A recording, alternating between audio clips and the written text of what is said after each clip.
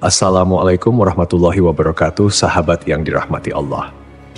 Nabi Isa alaihi salam adalah salah satu nabi yang wajib diimani seluruh umat Islam di dunia. Beliau diutus oleh Allah Subhanahu wa Ta'ala kepada Bani Israel karena kesesatan yang dilakukan oleh kaum tersebut sepeninggal Nabi Musa alaihi salam. Tidaklah sempurna iman seorang Muslim bila tidak mengimani keberadaan salah satu dari 25 nabi-nabi yang memiliki kemuliaan di sisi Allah Subhanahu wa Ta'ala. Pada akhir zaman, Nabi Isa alaihi salam akan kembali turun ke bumi untuk membunuh Dajjal, musuh umat Muslim yang paling ditakuti karena kehebatan fitnahnya. Nabi Isa akan datang kembali ke muka bumi demi menegakkan kebenaran serta memberi petunjuk jalan menuju keselamatan. Selain itu, ia juga membawa misi penting untuk membunuh Dajjal. Dajjal akan menyebarkan fitnah, kemudian berusaha menyesatkan umat manusia agar jauh dari jalan Allah. Tipu dayanya amatlah dahsyat sehingga yang baik akan terlihat buruk. Namun, tahukah Anda mengapa justru Nabi Isa alaihi salam yang ditugaskan Allah Subhanahu wa Ta'ala untuk membunuh Dajjal? Mengapa bukan Nabi Muhammad Shallallahu Alaihi Wasallam yang secara syariat sebagai junjungan seluruh umat Muslim di dunia? Sejatinya, hanya Allah SWT yang tahu alasan mengapa mengutus Nabi Isa untuk membunuh Dajjal. Namun, bila mengacu pada beberapa ayat dalam Al-Quran, maka dapat diperkirakan beberapa alasan yang mendasarinya. Tapi sebelum lanjut, jangan lupa klik tombol subscribe, like, komen, dan lonceng notifikasi sahabat untuk mendukung channel ini agar terus menyiarkan syiar Islam. Serta silakan tulis harapan sahabat di kolom komentar. Semoga semakin banyak yang mengaminkan, maka makin cepat terkabul. Membuktikan Nabi Isa masih hidup. Alasan pertama yaitu membuktikan bahwa Nabi Isa masih hidup. Bangsa Yahudi dan Nasrani percaya bahwa Nabi Isa dibunuh dan disalib oleh orang-orang Romawi. Namun, sebenarnya Allah Subhanahu wa Ta'ala menyelamatkannya dengan menggantikan peran Nabi Isa alaihissalam kepada orang yang wajahnya diserupakan dengan beliau. Sedangkan Nabi Isa alaihissalam sendiri diangkat ke langit atas izin Allah Subhanahu wa Ta'ala.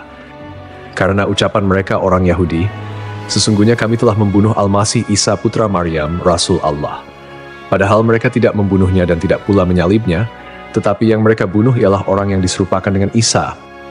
Ini sesuai dengan Al-Quran surat An-Nisa ayat 159 yang artinya, tidak ada seorang pun dari ahli kitab kecuali akan beriman kepadanya Isa sebelum kematiannya. Dan di hari kiamat nanti, Isa itu akan menjadi saksi terhadap mereka. Hal ini membuktikan bahwa tuduhan bahwa Nabi Isa telah disalib oleh kaum Yahudi adalah salah.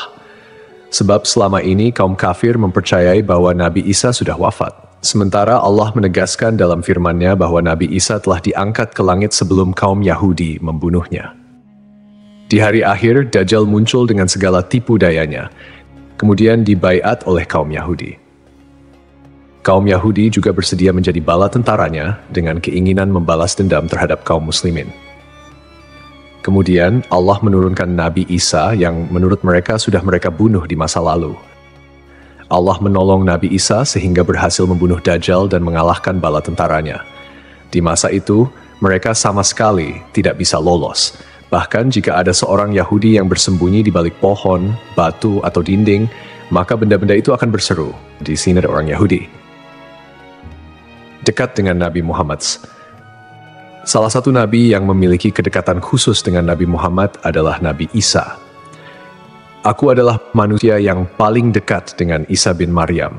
Antara zaman kami berdua, tidak ada nabi yang memisahkan. Selain itu, Nabi Isa sendiri pernah berdoa kepada Allah Subhanahu wa Ta'ala untuk dijadikan umat Nabi Muhammad. Oleh sebab itu, Nabi Isa diturunkan ke bumi untuk menjadi umat Nabi Muhammad.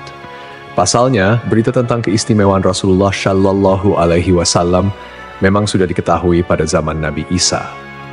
Hal tersebut diterangkan di dalam Injil sesuai surat Al-Fath ayat 29. Nabi Muhammad adalah utusan Allah dan orang-orang yang bersama dengan dia bersikap keras terhadap orang-orang kafir yang bersikap memusuhi, tetapi berkasih sayang sesama mereka. Itu adalah sifat-sifat mereka yang diungkapkan dalam Taurat dan Injil. Yakni seperti benih yang mengeluarkan tunasnya, kemudian tunas itu makin kuat, lalu menjadi besar dan tumbuh di atas batangnya. Tanaman itu menyenangkan hati orang yang menanamnya. Keadaan mereka diumpamakan seperti itu. Karena Allah hendak membuat marah orang-orang kafir.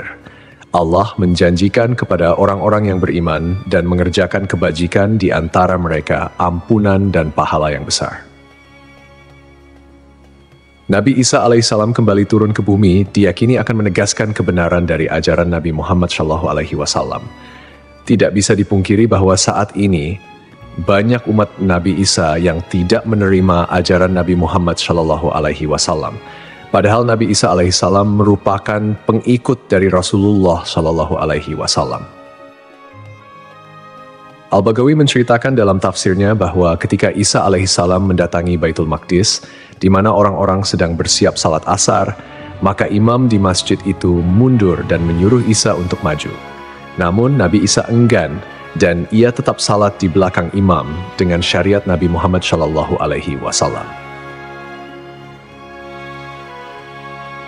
Menjalankan kewajiban jihad. Menjalankan kewajiban jihad sebagai kaum muslimin adalah tugas yang penting. Maka Nabi Isa diturunkan ke bumi untuk menjadi umat Nabi Muhammad. Keistimewaan Nabi Muhammad memang sudah diketahui sejak masa Nabi Isa dan diterangkan di dalam Injil sesuai surat Al-Fath ayat 29, yang artinya, Muhammad adalah utusan Allah dan orang-orang yang bersama dengan dia bersikap keras terhadap orang-orang kafir, tetapi berkasih sayang sesama mereka. Kamu melihat mereka ruku dan sujud mencari karunia Allah dan keridhaannya. Pada wajah mereka tampak tanda-tanda bekas sujud. Demikianlah sifat-sifat mereka yang diungkap Taurat dan sifat-sifat mereka yang diungkapkan dalam Injil. Saat Nabi Isa turun ke bumi, Dajjal sudah berada di tengah masyarakat dan memperdaya manusia. Sebagai kaum muslimin, Nabi Isa berkewajiban untuk berjihad melawan Dajjal dan bala tentaranya. Menjalankan kewajiban jihad. Allah Subhanahu wa Ta'ala memilih Nabi Isa alaihissalam untuk membunuh Dajjal sebagai bentuk penegasan terhadap kebenaran agama Islam. Sebagian umat Nabi Isa masih belum menerima ajaran Nabi Muhammad dan masih memandang Nabi Isa sebagai anak Allah Subhanahu wa Ta'ala, walaupun Nabi Isa sendiri menolak klaim tersebut. Nabi Isa sebagai nabi yang jarak paling dekat dengan Nabi Muhammad. Keduanya merupakan tokoh yang unik dalam perjalanan kenabian. Tidak ada nabi yang diutus oleh Allah Subhanahu wa Ta'ala di antara masa hidup Nabi Isa dan Nabi Muhammad. Oleh karena itu, Allah Subhanahu wa Ta'ala mengutus Nabi Isa untuk membunuh Dajjal dan menghapus seluruh agama selain Islam. Tujuannya agar umat Nabi Isa menyadari kesesatan pandangan mereka dan beriman kepada Allah Subhanahu wa Ta'ala serta Nabi Muhammad sebagai nabi terakhir. Tindakan ini juga menggambarkan bahwa agama Islam adalah agama yang benar dan sempurna, mengintegrasikan ajaran-ajaran para nabi dari sebelumnya.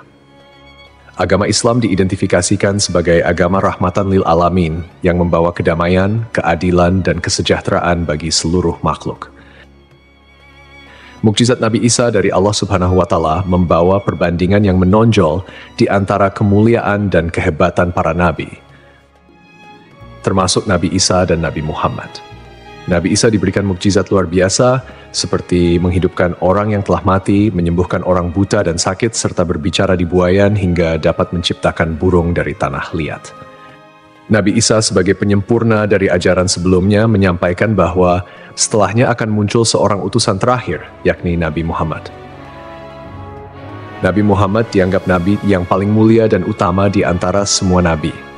Beliau dianugerahi mukjizat terbesar, yaitu Al-Quran, yang merupakan firman Allah Subhanahu wa Ta'ala yang tidak dapat ditiru ataupun diubah oleh siapapun.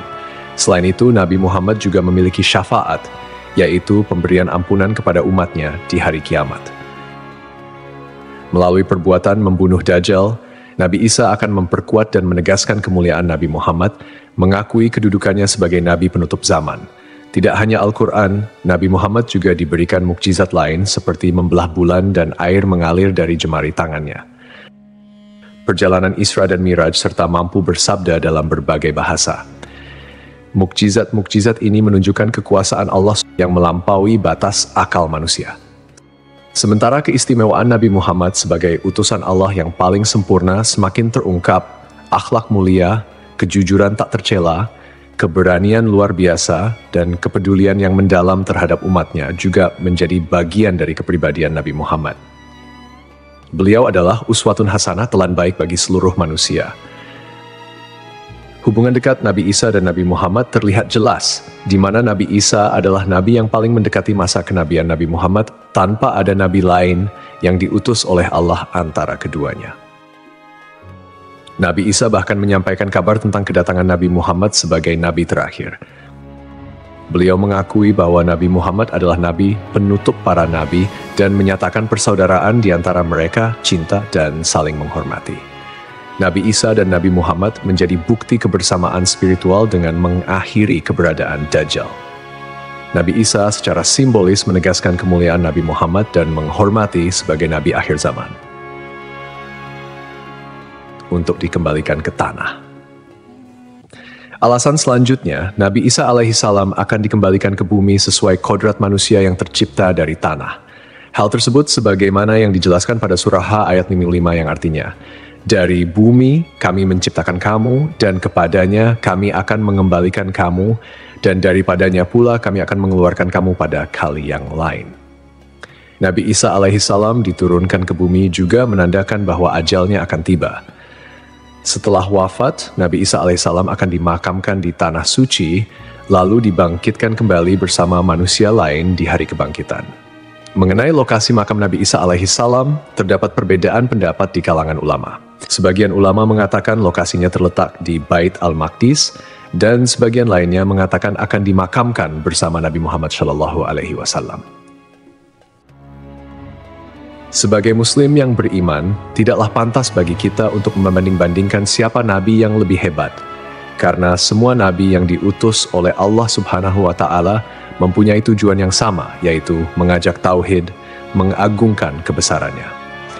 Nabi Isa alaihissalam selain ditugaskan Allah Subhanahu wa Ta'ala untuk membunuh Dajjal pada akhir zaman, ternyata beliau juga akan memiliki tugas dan maksud tertentu yang pada intinya adalah menegaskan ajaran yang dibawa oleh Nabi Muhammad SAW kepada seluruh manusia yang ada di dunia. Semoga kita semua bisa memetik pelajaran. Wallahu a'lam.